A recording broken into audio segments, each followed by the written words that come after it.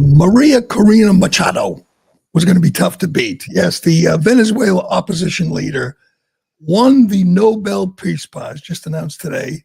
The Nobel Committee thought she was more worthy of the Peace Prize than the man who's now ended 8 wars, including, we hope, we think, the war in Gaza. Yes, Trump was snubbed. Big shocker there. I know Trump was hoping to win. He likes to win awards, but he knew he wasn't going to win. He knew that the Euro weenies and the Nobel Committee were never going to give it to him. Doesn't matter. He ended 8 wars. He could end 1,000 wars. He could bring peace to the entire globe, and they wouldn't give it to him, which is fine. I am not surprised. I saw before they came out with the award, Polymarket had Trump's odds at 6% of winning. So they knew, everybody knew they couldn't do it. They wouldn't do it. And I think it's a reflection on the Nobel Prize. Now we know it's a joke. We kind of knew that already. I mean, Barack Obama won it like 3 days after he was elected, and then went on to drop 26,000 bombs and drones on the Middle East, killing at least 2 American citizens with drones. There was no war that Obama wasn't willing to escalate, but he got the Nobel Peace Prize. So did Al Gore, by the way, for running the biggest scam the world has ever seen, getting rich with his flim-flam game of telling us the world is going to end in 5 years. They gave it to him. They gave it to Yasser Arafat. They gave it to Jimmy Carter, but they didn't give it to Donald Trump. But that's okay. He's like Goodfellas or Saving Private Ryan. They become even more renowned for being snubbed for the Oscar than actually if they'd won the Oscar, or someone like Curt Schilling, who belongs in the Baseball Hall of Fame but is being kept out because he's a Republican, and he becomes sort of a martyr, and more known for being snubbed, for being screwed over, which is what we now will know of what happened in 2025. Maria Machado, who, by the way, supports Trump because she's the opposition leader in Venezuela, and I'm sure she's enjoying watching Trump blow all these cartel boats out of the water. Maybe that's what cost him the Nobel Prize, the fact that he's blowing up all these drug-running boats and stopping poison from coming into our country. But I think they'll look even sillier in the next few days, in the next 72 hours. The first step of the Trump peace plan in Gaza has happened. Israel has withdrawn to the predetermined line. The next step, the big step, the one we're all waiting for, is going to come Monday or Tuesday when they free the last living hostages, 20 hostages still being held in the Gaza tunnels. When they come home, if they come home, we're still not sure it's going to happen. We're talking about Muslim terrorist savages in Hamas. They certainly can't be trusted. But if this actually happens, what are they going to say? What is the world going to say? They are looking at a man that they have called, Hitler, and Hitler's going to bring peace to the Middle East.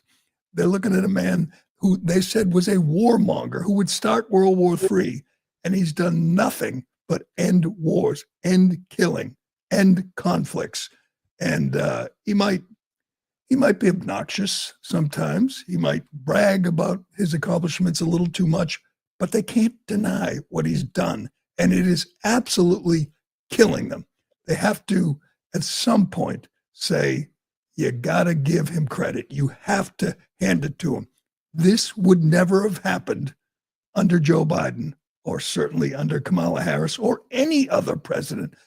For my whole life, presidents have been talking about bringing peace to the Middle East, and no one has ever done it. And you know why they haven't done it? Because they're not Trump. Trump did this because it's what he does. He looked at a problem, he looked at it pragmatically and said, we can do this, we can solve this.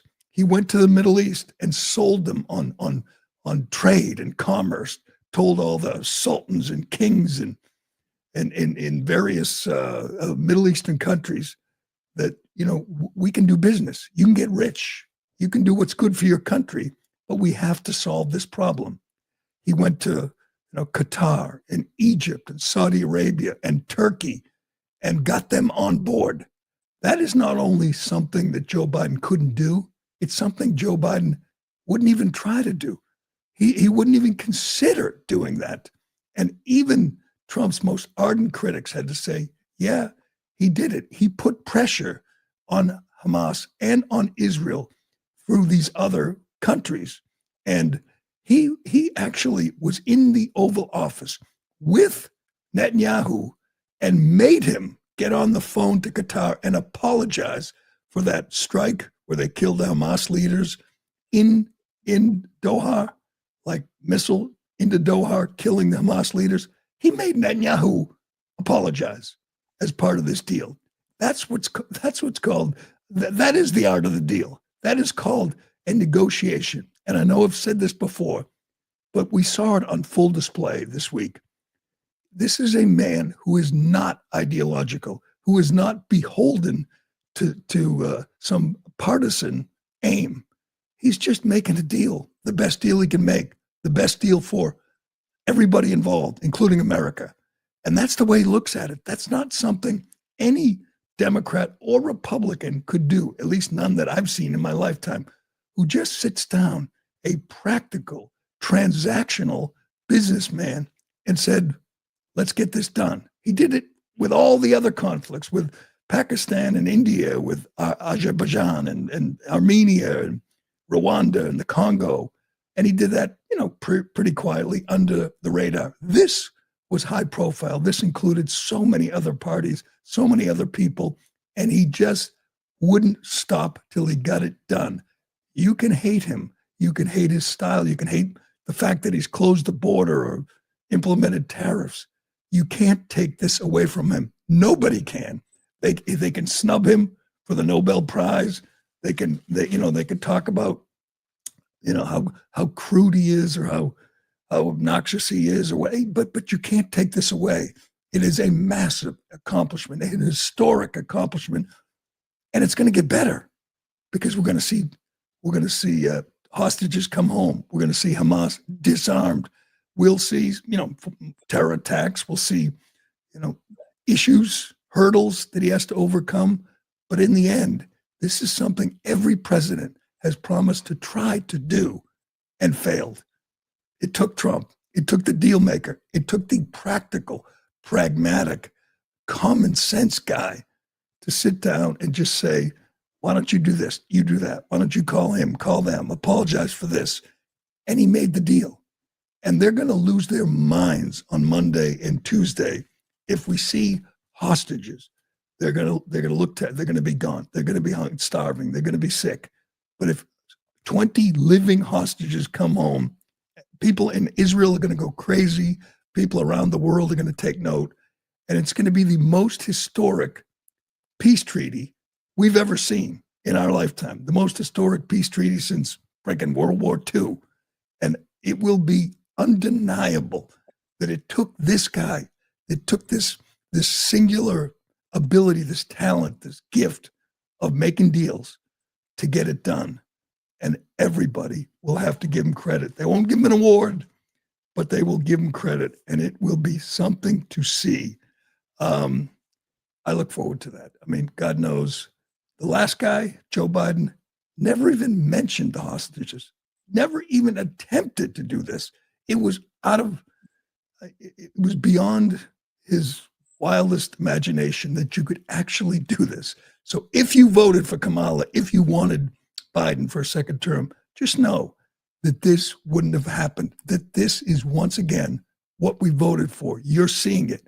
You want to know what makes Trump so popular?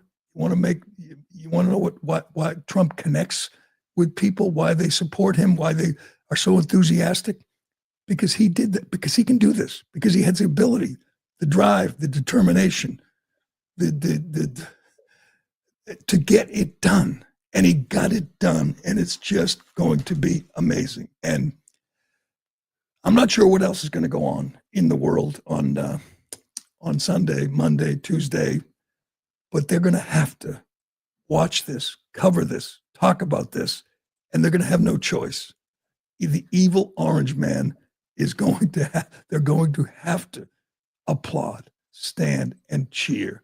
I've been watching the reaction to this from all the Democrats, from all the liberals, and there's two kinds. There's those who reluctantly just say, I got to give it to him. David Ignatius from the Washington Post.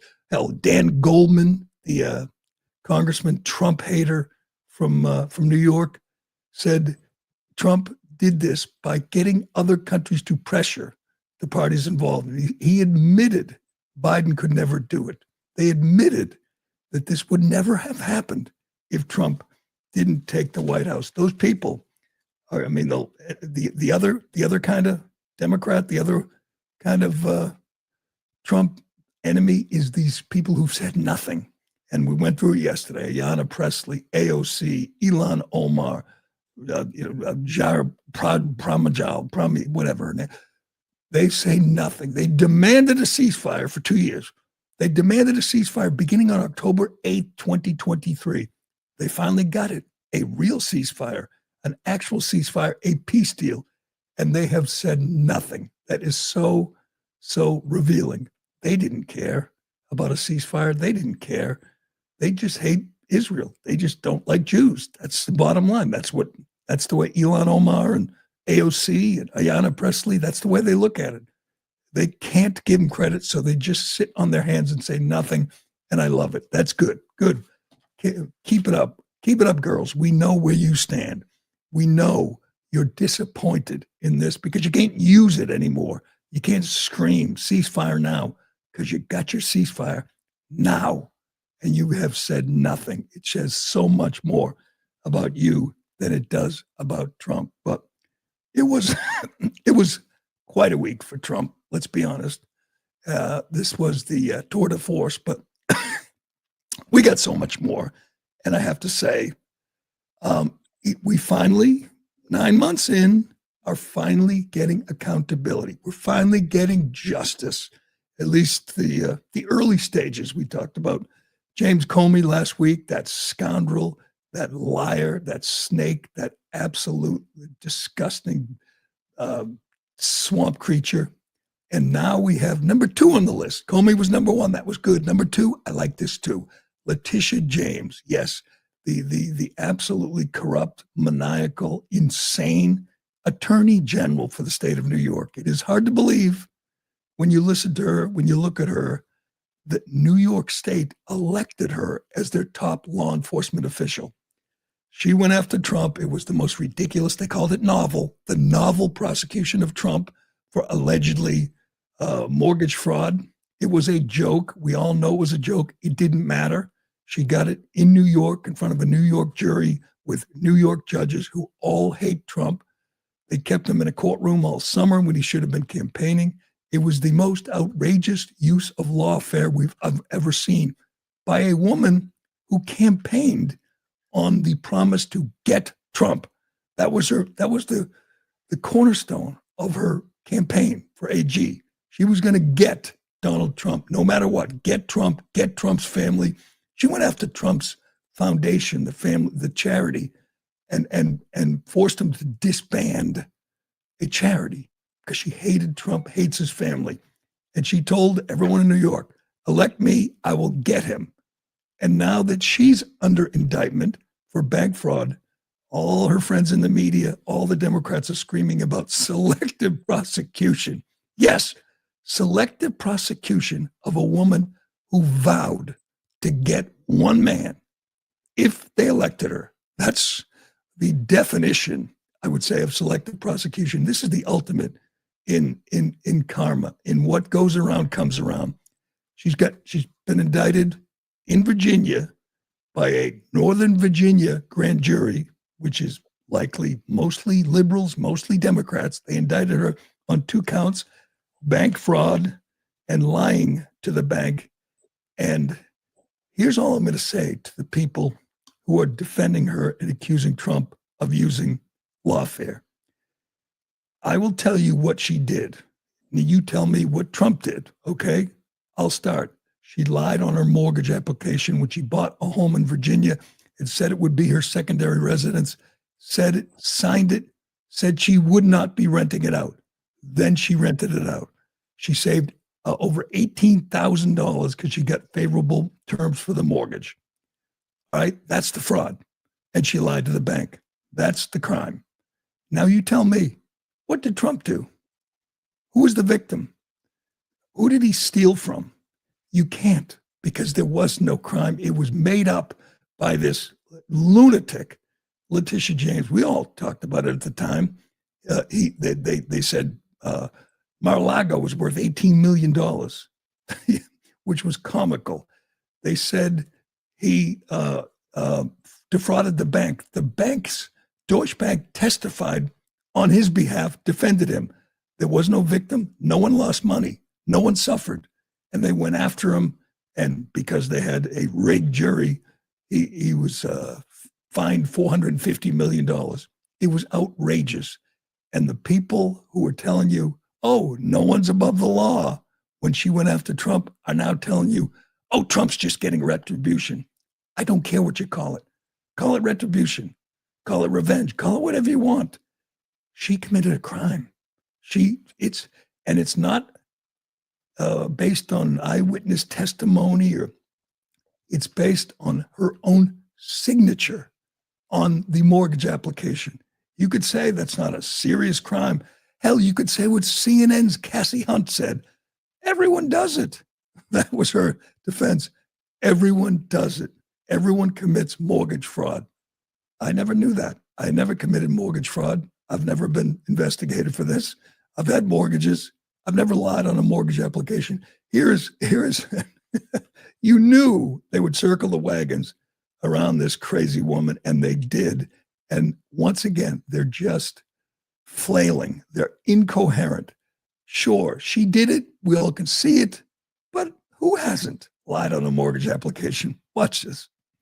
Aside for a second, what Tish James, and again, we're still getting the details, but if it's related to this mortgage issue, I mean, this is something that everyone in America, or many people at least, if you're lucky enough to be able to buy a house in America, you deal with this, right? The federal government doesn't go after all of these people for doing this.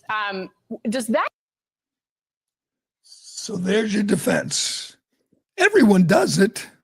I'm sorry, Cassie, but that's not a defense.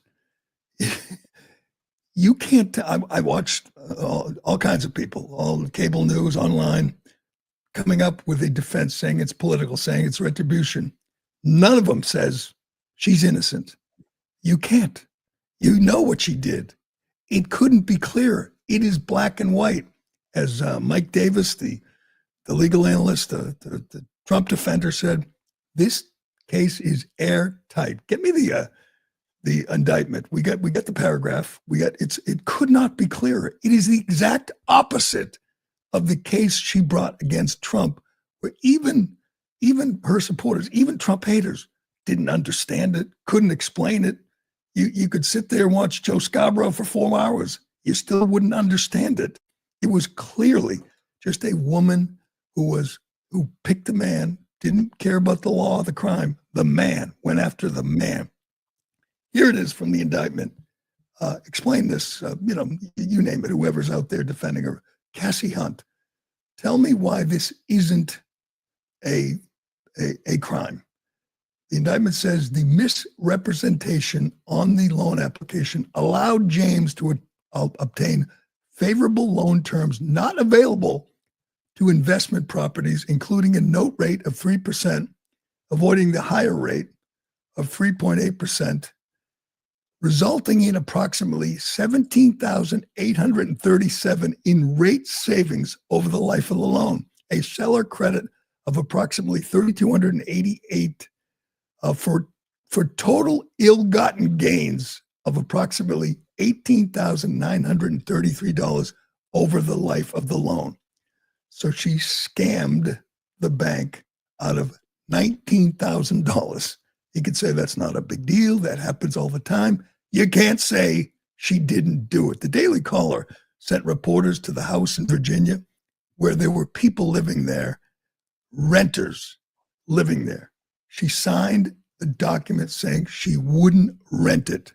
She also has in a building, she owns a building in New York where she said it was a 4-family, but it's actually a 5-family. Again, black and white, there's no gray area here. She got a lower rate because she said it was a 4-family, because that's the line they draw. 4-family, you get a lower rate, 5-family, a higher rate. She lied about that too, in black and white with her signature. So how can you say it's political or it's retribution or it's revenge? What if it is? Did she do it or not? Tell me. Do it. Anybody? Anyone on the chat line want to defend her and tell me why she shouldn't be prosecuted? Why? Because she's a Democrat? Because she's an attorney general? Because she went after Trump? Then he can't go after her because it looks bad? But she did it.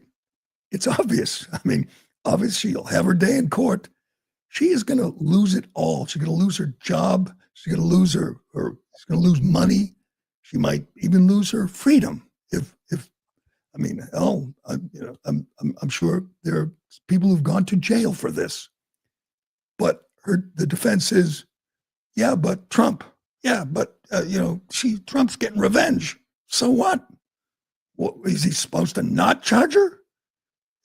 Is the federal government not supposed to bring charges because she's a prominent Democrat? Hey, you did this. You did it to yourself, lady. You brought this on. If it is a political prosecution, you earned it. Let's remind everyone what this woman promised to do when she ran for attorney general. Again, you're not running for whatever, Congress. You're running to be the top law enforcement agent in a big state, an important state. There's a lot of crime in New York, a lot of issues, white-collar crime, blue-collar crime, immigrant crime. Her promise was very specific. She was going to get Trump. Listen to this. My mission is clear. I'm focused. I'm prepared. I'm ready. I've been trained by the best. I went to Howard University that overturned legal segregation in this country. I've been taught in those classrooms where Thurgood Marshall once taught. I'm not afraid of no president. Donald Trump, we're ready for you. We're coming for you. We're standing up for you. We're fighting on. We're not going down silent. Victory, my friends, is clear. It's now. And I'm not waiting 4 years. I'm waiting 2 until a speaker by the name of Hakeem Jeffries comes to bring us some rest. Come on, ladies. It's up to us. We saved this democracy before. We'll save it now. Let's go. Oh my God. I mean, honestly, we show you, we play, we listen to so many crazy Democrats. Katie Porter this week, you name it. I got Liz Warren, Ayanna Pressley right here. And that is insane. That's a woman running for attorney general saying, I'm coming for you. And they voted for her. She got elected in New York. Oh, Democrats, you got to do better. Here's a tweet from 2024 from New York AG James when she was persecuting Donald Trump, trying her best to keep him from returning to the White House. They did everything they could. They kept him in court. They tried to bankrupt him. They took him off the ballot. They shot him. They tried. She was right there at the front of the line trying to stop Trump from getting back to the White House. She tweeted, when powerful people cheat to get better loans, it comes at the expense of hardworking people. Everyday Americans cannot lie to a bank to get a mortgage. And if they did, our government would throw the book at them. There simply cannot be different rules for different people. Oh, lady, you got to be smarter. She knew she lied on her applications and wrote that there are victims to mortgage fraud. Here's another tweet. Gosh, this is priceless again. She's just not smart enough to pull this off. She tweeted Roses are red, violets are blue. No one is above the law, even when you think the rules don't apply to you. That's an attorney. I mean, what? Aren't attorney generals supposed to be serious? Supposed to be sober, law enforcement officials. What a clown.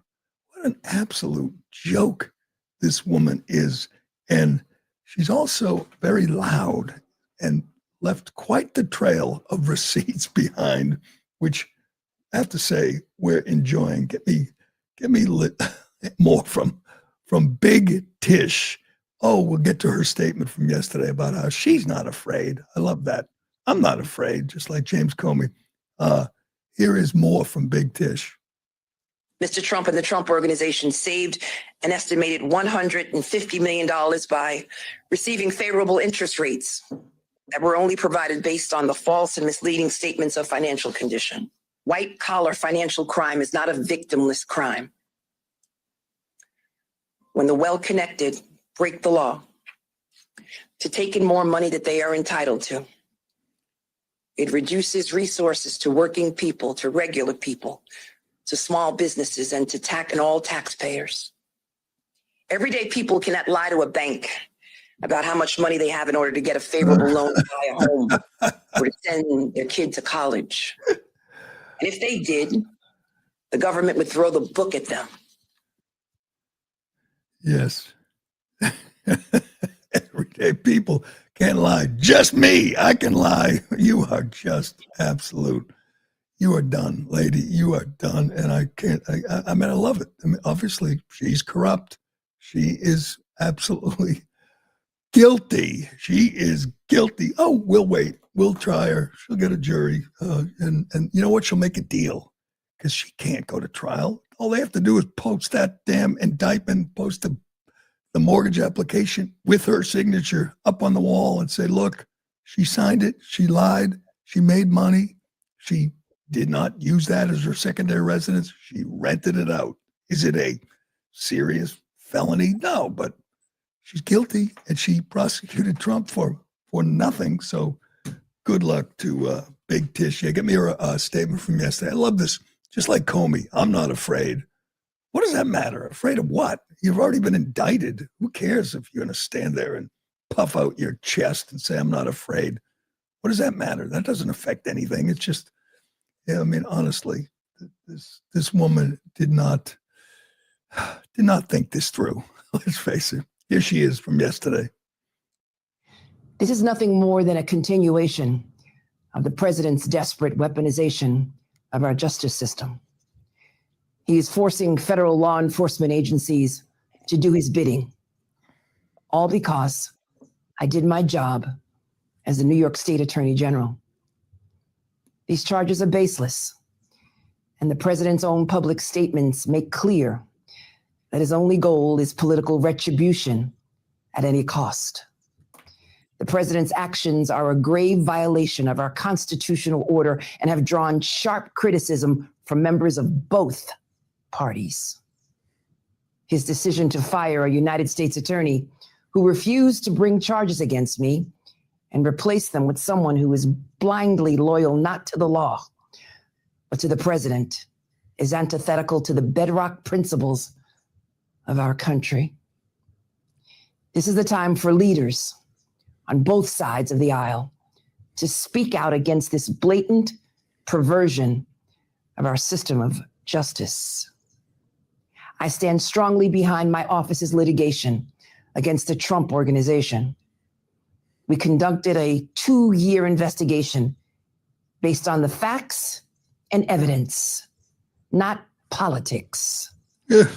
Judges have upheld the trial court's finding that Donald Trump, his company, and his 2 sons are liable for fraud.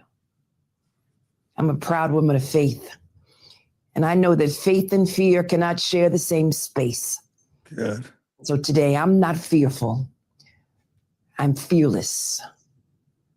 And as my faith teaches me, no weapon formed against me shall prosper. Oh, God. We will fight these baseless charges aggressively. My office will continue to fiercely protect New Yorkers and their rights. And I will continue to do my job. Oh, yeah, continue to do my job. She's not an attorney general. She's an actress. That's what she is, and just a virulent Trump hater. No, Gerry, she's really fierce. She's fearless. I'm fearless. What do you bet behind the scenes? She is just wetting herself, knowing she threw it all away to save 18 grand. And she'll get a Northern Virginia jury. She got a Biden judge named Jamar Walker. You know, maybe she will skate. She's a Democrat. Maybe Comey will too. But at least we now know no one is above the law. At least we now know we don't have a two-tiered justice system. I sent you the list the other day. It's amazing when you hear these clowns on NBC or CNN talk about this is unprecedented, this lawfare. They arrested 60 people around Donald Trump. Arrested 60. You heard that right. Most of them you never even heard of. They disbarred his lawyers. They arrested Roger Stone at gunpoint at 6 a.m. for the same crime they're accusing Comey of. They arrested Peter Navarro, who said he lives right next to the FBI office, at the airport, put him in leg irons and took him away. They paraded one Trump person after another before the cameras, arrested them, bankrupted them. That happened over the last 4 years. And they arrested the president, charged him with 91 felonies, took his mugshot. And now they want to tell you this is unprecedented. They are just losing their minds. And I have to say, I am just enjoying the hell out of it. They're just not sending their best. That's the bottom line. They're not electing their best. They're not nominating their best. I want to get to this race in Northern Virginia, for governor, because it is entertaining watching Democrats like this, their nominee, Abigail Spanberger, who cannot defend her position. She cannot tell you why men should go in girls' locker rooms, why the candidate for lieutenant governor, Jay Jones, should be the candidate for attorney general, should be attorney general, even though he wants to kill Republicans. They have no answer. You know what their answer is? Trump's bad. Trump sucks. Vote for me. I hate Trump. I hate Trump more than you do. That's about it. We'll get to that. And Jimmy Kimmel is he's back in the news. There's nobody watching. His ratings have bottomed out again, of course. And he wants you to know that Antifa is not real. There's no such thing as Antifa. I mean, it's one thing to carry the water for Democrats and spew their talking points. But are you really going with that when we see the destruction, the violence from Antifa nightly on camera, on video, thanks to independent journalists? You're going to tell us we're not actually seeing that? Antifa is not a thing. Well, Jimmy's doing it because Jimmy is a joke. We'll get to that and more, but first. Excuse me. As the weather cools, I'm swapping in the pieces that actually get the job done. Warm, durable, and built to last. And Quince delivers every time with wardrobe staples that'll carry you through the season. Quince has the kind of fall staples you'll actually want to wear on repeat, like 100% Mongolian cashmere from just $60, classic fit denim, and real leather and wool outerwear that looks sharp and holds up and doesn't cost too much. That's important.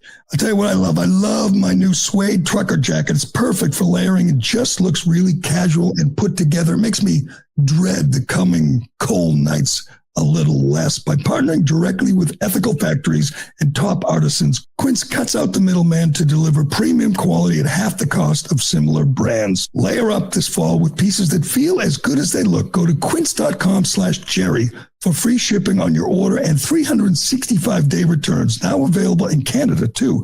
That's Quince, QUINCE.com/Gerry. Free shipping and 365-day returns. Quince.com/Gerry. You know, I don't normally pay a lot of attention to gubernatorial races around the country, but this is a good one. And in Virginia right now, got a month to go, Abigail Spanberger versus Winsome Earl Sears. Winsome Earl Sears is the Republican. African-American woman, and she's not afraid to state her positions on the issues and stand by them and debate them. They had their one and only debate last night, and it was just a train wreck for the Democrat, Abigail Spanberger, who is standing by Jay Jones, the AG candidate, who, as we know, texted a friend and said he wanted to put 2 bullets in the head of the Republican House Speaker and kill his children and piss on their graves. That would normally be disqualifying. If he did it in the spring, he would be forced to step down. If he did it a year ago, he would be forced to not run. But they have no choice. He's on the ballot. Early voting has begun. So they have to stand by this psychopath who wants to be Attorney General in the Commonwealth of Virginia. And I saw many clips of this debate, and it was just humiliating. It was just a disaster for the Democrat, Abigail Spanberger, because of 2 issues. Jay Jones is one. She cannot bring herself to just say he should step down. He's disqualified. He's not who we thought he was. He doubled down on his call for violence, political violence. And by the way, he said dead cops was a good thing because if cops die, that they can't kill any more people. I mean, he's unhinged. He can't be Attorney General. The polls show it's like neck and neck with him and the current incumbent, Jason Mayarens. But I think Jones may lose, but this woman is probably going to win because it's simple. Because Northern Virginia is full. It's like one of these apocalyptic movies full of these zombies wandering the streets who were fired by Trump and Doge, and they hate Trump, and they're motivated. They just want to vote against Trump. So they will vote for this absolutely vapid Democrat who can't answer a question. This clip, is this the clip on the girls and boys locker room? Because this is amazing. They have moderators who I assume are Democrats, who are local news anchors, and they don't let her off the hook. It's great to see, by the way. This narrative, this idea that the whole trans debate is such a anvil around the neck of Democrats because there's no defense. They didn't think it through, 5-10 years ago when they started saying, that women, men can be women can be men, and they just a man could say I'm a woman. He can go in the girls' locker room and look at watch the girls change. I mean, it's just a losing issue, and there's no way out of it. They can't get out of this. It's going to be good in 2026 and 2028 because they don't have an exit strategy. They have to double down. That, as we've talked about, there's a freak in Northern Virginia, a middle-aged, balding man who says, I'm a woman, and goes in the girls' locker room. And he was caught pleasuring himself in the shower in a high school girls' locker room. And Spanberger stands by her position that, yes, he's a woman and he can use whatever bathroom he wants. And thankfully, the moderators, the anchors, did not let her off the hook. They kept pushing, and she can't answer it. This should be the end of her campaign. But again, it's Virginia.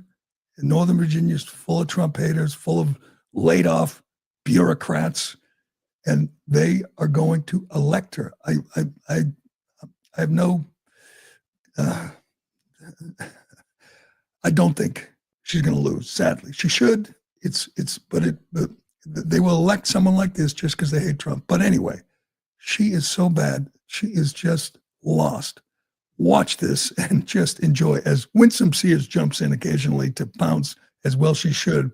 But even these Democrat operatives with press passes could not save their girl. Check it out. Focusing on a K through 12 school system, should transgender girls who are biological males be allowed to use girls' bathrooms and play on girls' sports teams? You have 60 seconds.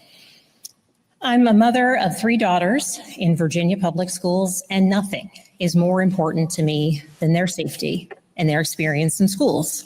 I'm also a former federal agent, and I work to investigate crimes against children.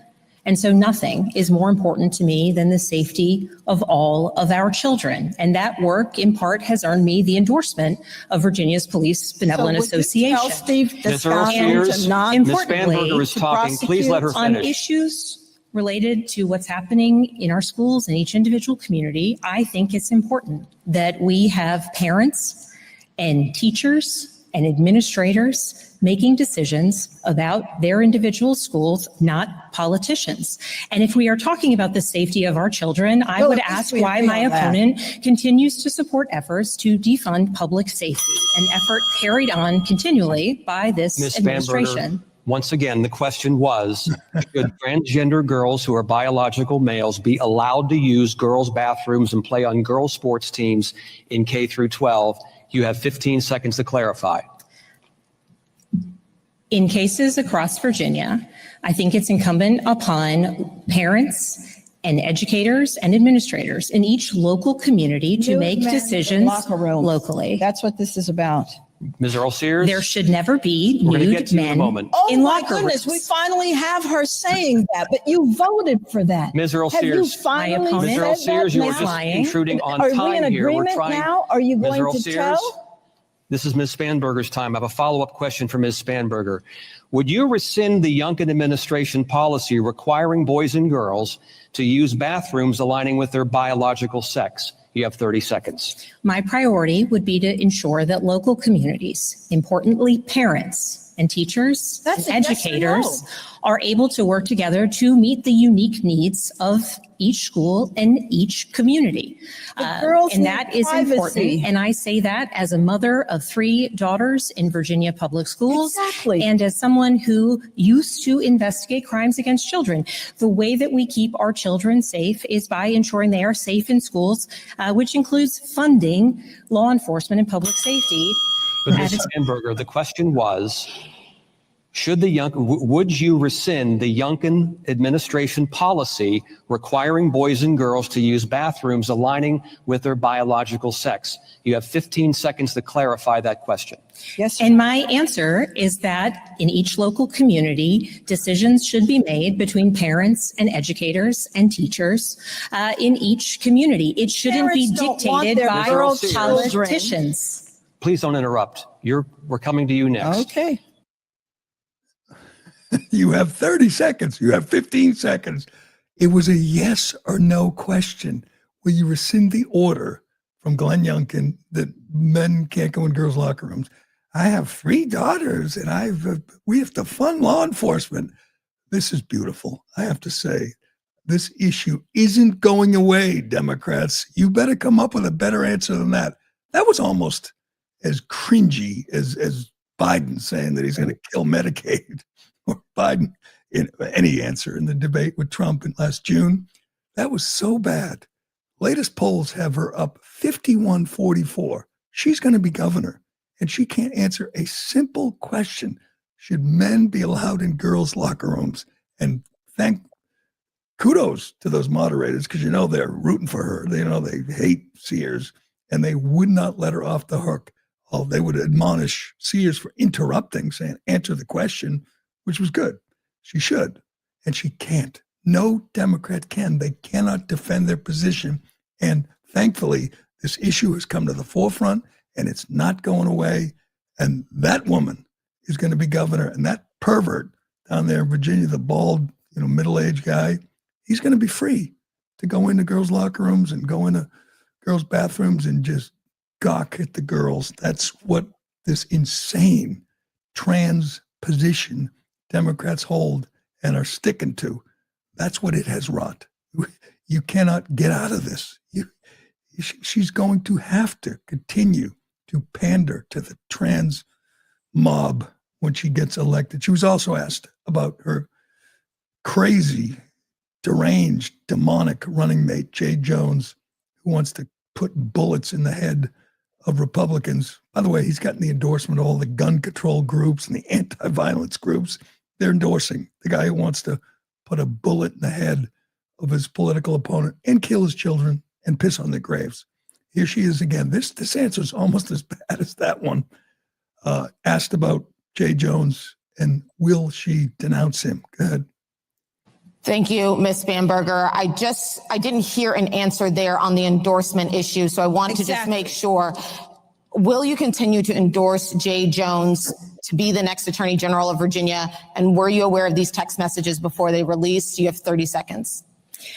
In fact, it appears that it was those who released the text messages and held them for years. So the public was unaware who had knowledge of these text messages for many years. What did you do about I it? learned of these text messages the day that they came out, and I denounced them as soon as I learned of them. Denounced this murder. And importantly, at this point, as we move forward, the voters now have this information that was withheld for them. You're running to be Presumably for political reasons.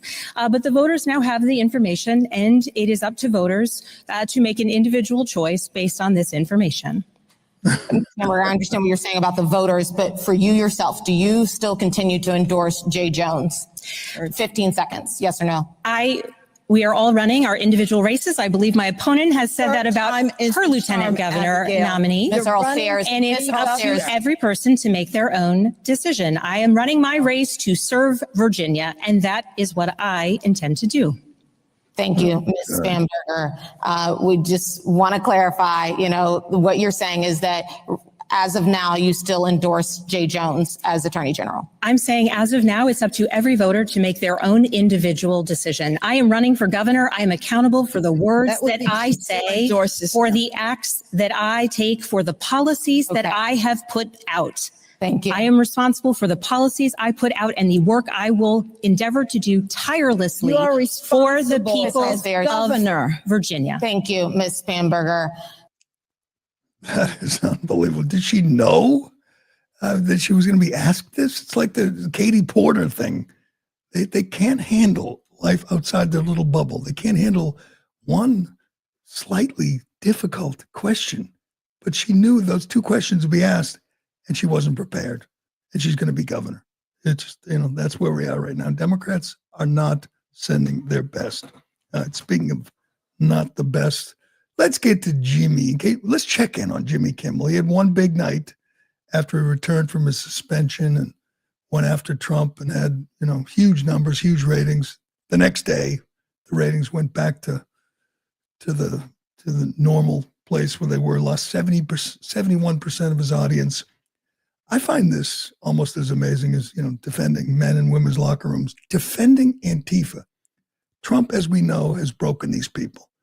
And this is where we're at with Democrats and the media. They will defend Antifa, a violent terrorist organization bent on overthrowing the government. They have no real issue, no cause. They're not trying to change a law or enact a law. They're trying to overthrow the government. They hate the country.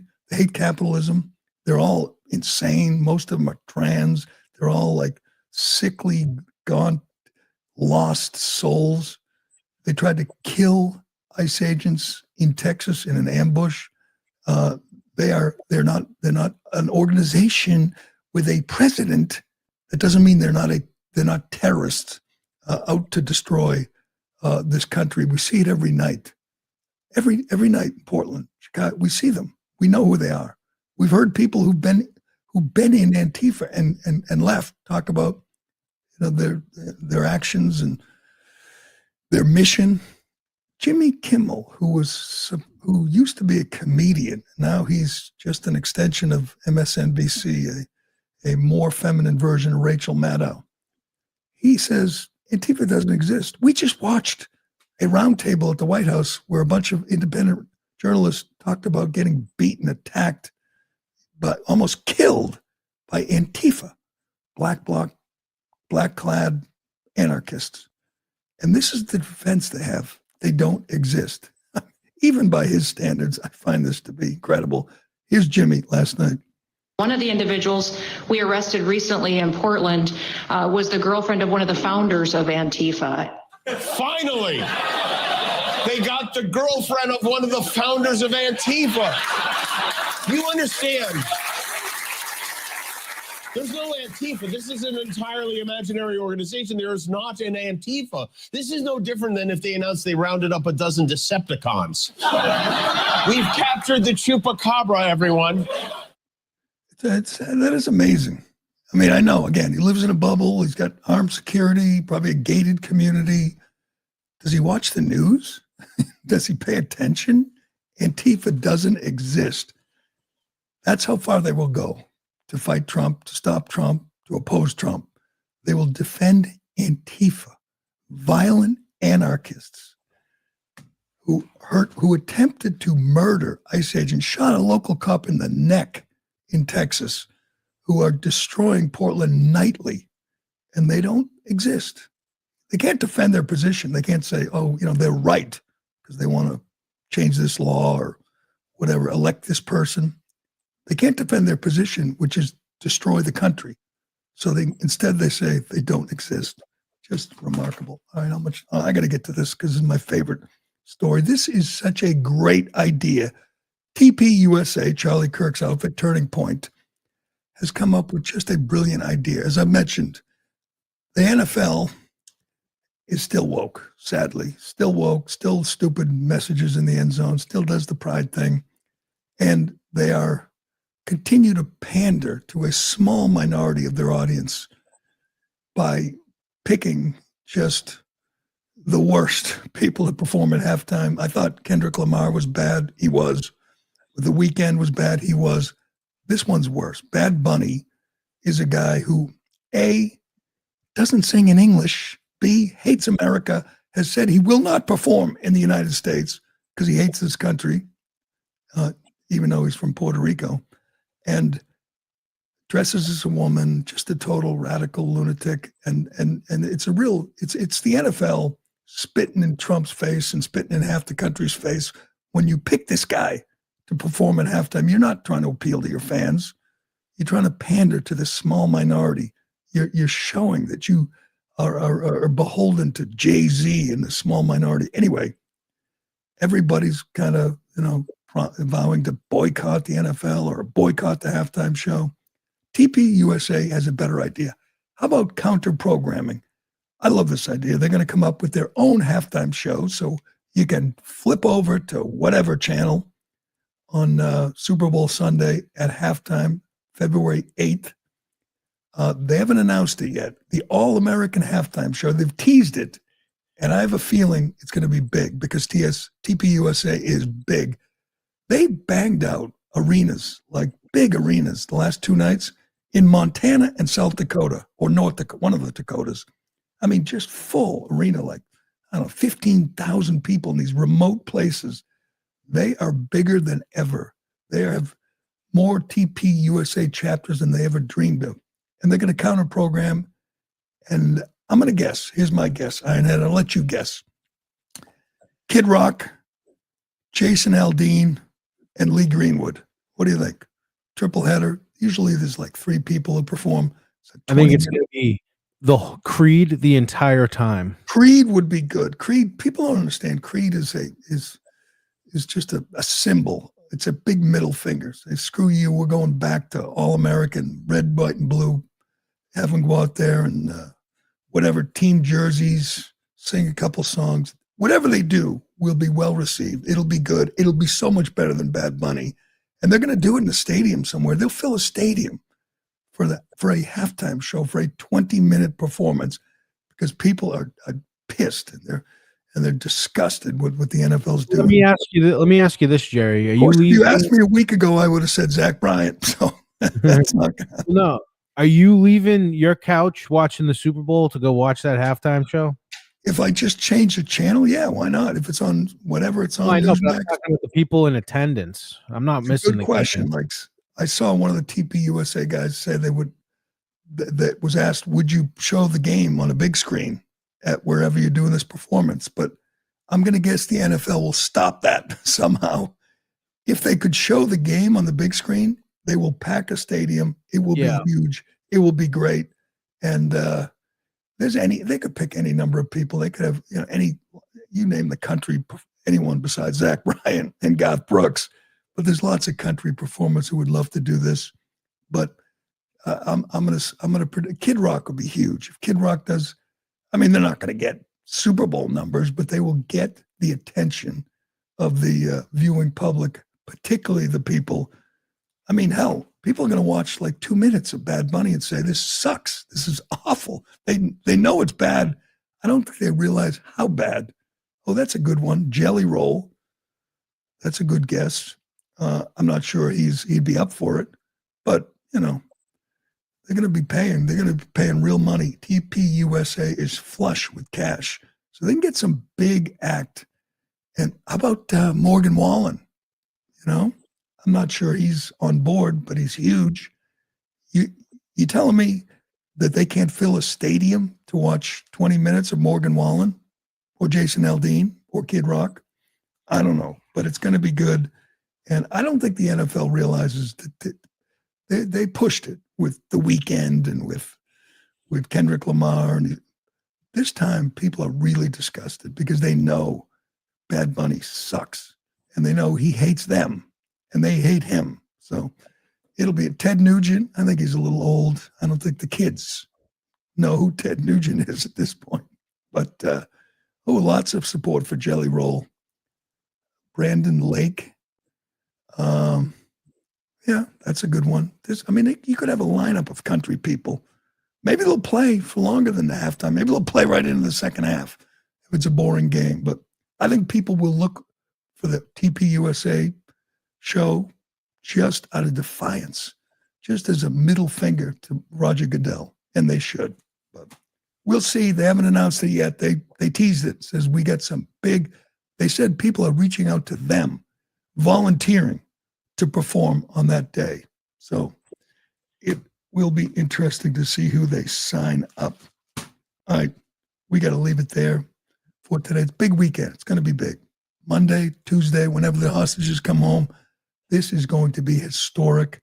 And I will be watching MSNBC and CNN and Steffi Stephanopoulos and Margaret Brennan and all those clowns as they melt down, watching Trump have perhaps his most historic achievement in his 2 terms, and he's just getting started. You got 3.5 more years of this, Steffi.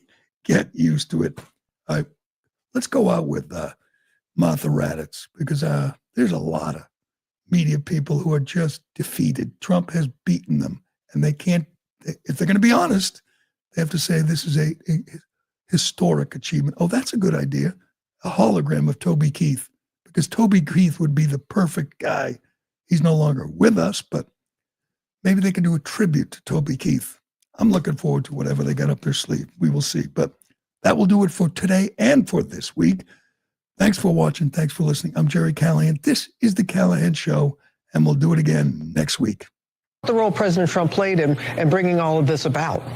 Well, Robin, there's no question that if this goes as planned, if we see those remaining hostages freed and Israel begin its withdrawal, it is a remarkable achievement, and President Trump most certainly deserves credit for his role. He has done this through diplomacy, pressure, and the sheer force of his personality and persistence. He dispatched diplomats again and again, made threats just in the last few days to Hamas, saying again, if they did not sign the deal, all hell would break loose. And they had the bombing of Iran as an example of that. But perhaps most importantly, he pushed Benjamin Netanyahu in ways his predecessor and others have not, Robin.